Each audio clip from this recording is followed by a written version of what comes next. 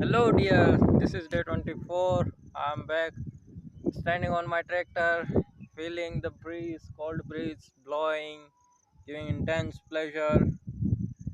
You can see the broader view of my farm, my field, and I show you here, if you can see this grass growing downside, it's an foreigner grass. Means foreigners brought it with them when they colonized our country, Britishers actually.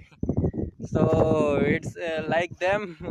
It is indeed still uh, a impediment or hindrance for our, what I say, crops and harvest or fields. Like they have did exploited us. It is exploiting our land. Thank you.